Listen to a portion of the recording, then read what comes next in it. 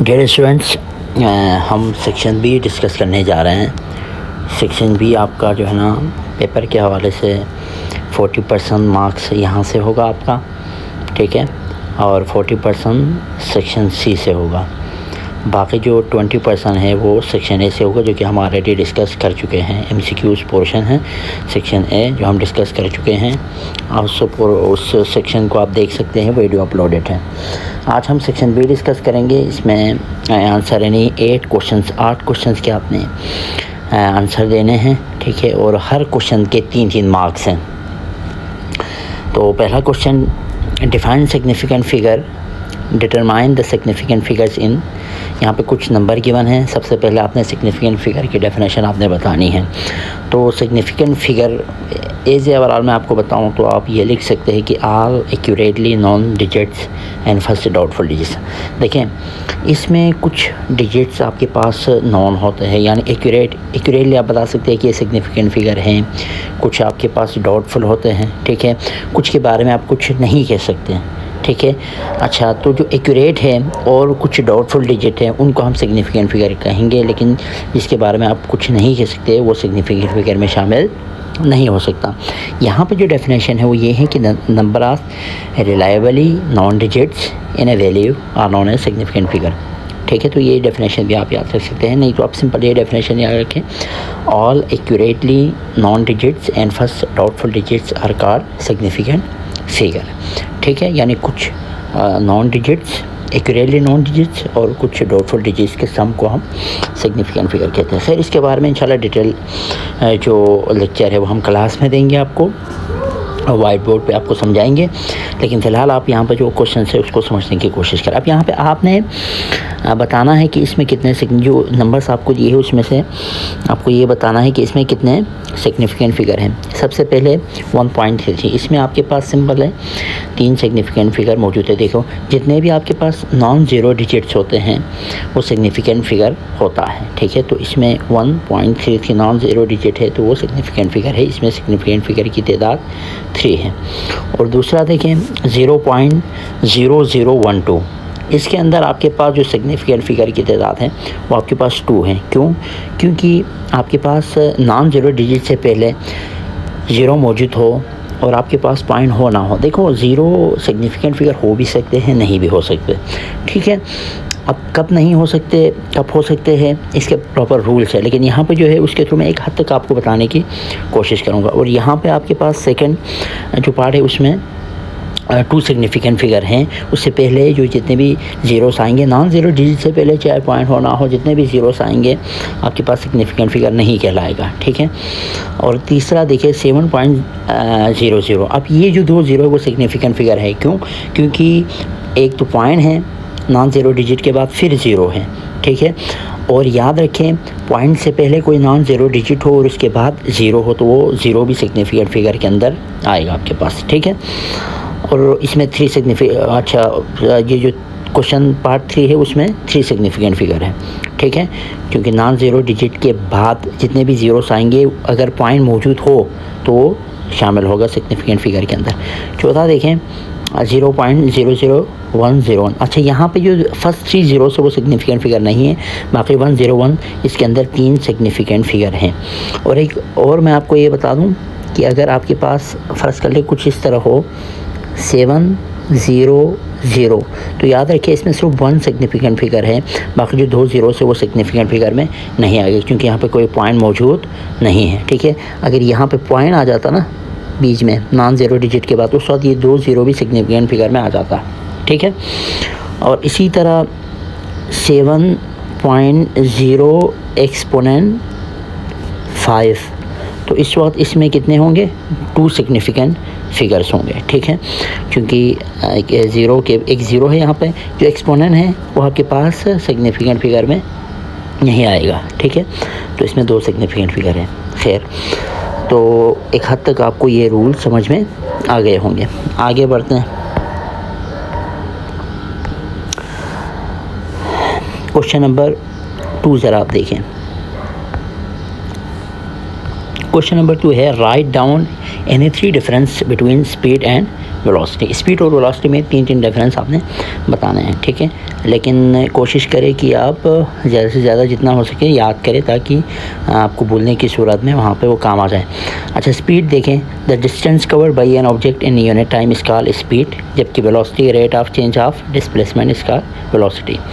Speed का formula आपके पास है s/t और वेलोसिटी का है आपके पास d/t। अच्छा, स्पीड आपके पास स्केलर क्वांटिटी है और वेलोसिटी आपके पास वेक्टर क्वांटिटी है। अच्छा, दोनों का यूनिट सेम है, मीटर पर सेकेंड, ठीक है। अच्छा जी, ये डिफरेंस आप इसी तरह आप जो है ना वेलोसिटी और एक्सेलरेशन का भी जो डिफरेंस है वो याद करें आप। डिस्टेंस और डिस्प्लेसमेंट, इन दोनों का डिफरेंस ज़रूर याद कीजिएगा, ठीक है। अच्छा, अब हम आते हैं क्वेश्चन 3 पे। State Newton second law of motion, show the relationship between applied force and the acceleration produce in the body. अच्छा, Newton second law of motion की स्टेटमेंट यही है, when the net force acts on a body it produce acceleration. जब किसी भी body पे force लगती है तो उसमें एक्सेलरेशन प्रोड्यूस हो जाती है, और वो जो एक्सेलरेशन प्रोड्यूस हो जाती है वो किस डायरेक्शन में, इन द डायरेक्शन ऑफ फोर्स। जिस डायरेक्शन में फोर्स लगेंगी उसी डायरेक्शन में एक्सेलरेशन प्रोड्यूस हो जाती है, ठीक है। This acceleration is directly proportional to the force and inversely proportional to the mass, ठीक है। फोर्स जितनी ज़्यादा लगेंगी एक्सेलरेशन ज़्यादा प्रोड्यूस होगा, मास जितना ज़्यादा होगा, मास बड़ा होगा, ऑब्जेक्ट बड़ा होगा, उतना उसके अंदर एक्सेलरेशन कम प्रोड्यूस होंगी, ठीक है। तो mathematically acceleration is directly proportional to force and inversely proportional to the mass, ठीक है। दोनों इक्वेशन को कंबाइन किया है यहाँ पे। उसके बाद यहाँ आप देखें तो जब आपने प्रोपोर्शनलिटी साइन को हटाया तो इक्वल्स टू के बाद कोई ना कोई कांस्टेंट, क्योंकि मैं आपको बता चुका हूँ यहाँ पे कांस्टेंट के तौर पर क्या आया है, ठीक है। m को इस साइड पे शिफ्ट कर दिया तो ma kf, ठीक है। यहाँ पे k कांस्टेंट है और k की वैल्यू यहाँ पे 1 है, ठीक है। तो जब आप इसमें k की जगह पे 1 पुट करेंगे तो आपके पास क्या होगा, f is equals to ma। तो यहाँ तक आपने रखना है इस क्वेश्चन के लिए। अच्छा, क्वेश्चन नंबर 4 ज़रा आप देखें, क्वेश्चन 4 देखें। क्वेश्चन 4 में कहता है व्हाट इज़, क्वेश्चन 4 अगर आप देखें तो क्वेश्चन 4 में है what is moment of force, right it's formula with unit and factors does it depend, ठीक है। अच्छा, यहाँ पे मोमेंट ऑफ फोर्स जब आप अगर क्वेश्चन में देखें तो परेशान मत हो। मोमेंट ऑफ फोर्स से मुराद ये है कि टॉर्क का दूसरा नाम है मोमेंट ऑफ फोर्स। दोनों में से आपसे पूछे ना तो वही टॉर्क है। अगर टॉर्क पूछे तो वही मतलब है आपके पास मोमेंट, यानी एक ही चीज़ के दो नाम हैं, टॉर्क कहें या आप मोमेंट ऑफ फोर्स कहें। तो turning effect of force is called torque या मोमेंट ऑफ फोर्स, ठीक है। Tau is equals to F cross D, यानी एफ मल्टीप्लाई डी, ये आपके पास इसका फार्मूला है। या tau is equals to F D sine theta, ठीक है। ऐसा यूनिट देखें तो न्यूटन मीटर, क्योंकि फोर्स का न्यूटन है, आपके पास ये डिस्टेंस का मीटर है तो न्यूटन मीटर इसका यूनिट है। कौन कौन से फैक्टर हैं, मैग्नीट्यूड ऑफ फोर्स, जितना आपके पास फोर्स बढ़ेगा उतना टॉर्क ज़्यादा होगा। परपेंडिकुलर डिस्टेंस ऑफ द, अच्छा, perpendicular distance of the point of application of the force from the point, यानी ये जो परपेंडिकुलर डिस्टेंस है जहाँ पे फोर्स लगते हैं और जहाँ पे रोटेट हो रहे हैं, यानी आप जिस जगह पे फोर्स लगा रहे हैं वहाँ से लेके जहाँ पे रोटेशन है, जहाँ से रोटेट हो रहे बॉडी, ठीक है, वहाँ तक का जो डिस्टेंस है वो जितना ज़्यादा होगा उतना टॉर्क ज़्यादा प्रोड्यूस होगा, ठीक है।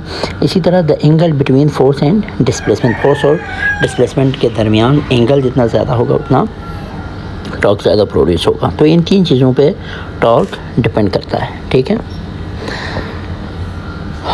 चले question 6, what is temperature, write the formula to convert temperature from Celsius to Kelvin, Fahrenheit to Celsius scale।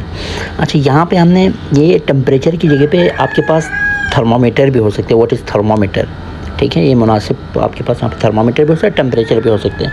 और यहाँ पे मैं आपको ये रिकमेंड करूँगा कि आप डिफरेंस बिटवीन टेम्परेचर और हीट भी ज़रूर याद करके जाइएगा, वो भी इम्पॉर्टेंट है। और इसी तरह स्पेसिफिक हीट कैपेसिटी भी याद करके जाइएगा, उससे रिलेटेड जो प्रॉब्लम्स है वो भी देख के जाइएगा, तो ये सारे टेम्परेचर से रिलेटेड इम्पॉर्टेंट है, ठीक है। तो आपके पास देखें टेम्परेचर की डेफिनेशन तो ये है डिग्री ऑफ हॉटनेस और कूलनेस, लेकिन थर्मामीटर अगर आप ऐसे पूछे the device which is use to measure temperature is called thermometer, तो ये भी लिख सकते हैं। कन्वर्जन के लिए 2 फार्मूलास आप याद रखें। अगर आपने केल्विन में कन्वर्ट करना है, डिग्री सेल्सियस में गिवन हो तो डिग्री सेल्सियस में जो वैल्यू आपके पास गिवन हो वो डिग्री सेल्सियस की जगह पे पुट करें, 273 के साथ प्लस करें तो केल्विन में आ जाएगा। और अगर आपने फ़ारेनहाइट में करना हो तो डिग्री सेल्सियस को 1.8 के साथ मल्टीप्लाई करें और प्लस 32 करें तो आंसर आपके पास आ जाएगा। ठीक है। और आखिरी क्वेश्चन नंबर 7 अगर आप देखें तो क्वेश्चन नंबर 7 है आपके पास, what is work also derive the equation W is equal to F D cos theta. तो वर्क है product of force and distance या displacement move in the direction of force is called work. Work बराबर होता है आपके पास force multiply displacement, W is equal to F D या F D cos theta, यानी एफ डी कॉस थीटा। दरअसल यहाँ पे कॉस थीटा की जो वैल्यू है वो 0 के बराबर है और कॉस 0 1 के बराबर होता है, इस वजह से W equal to F D आया है। इसकी छोटी सी एक डेरिवेशन यहाँ पे मौजूद है, वो ये है कि आपके पास अगर आप यहाँ देखें, suppose a constant force F x on a body, ठीक है,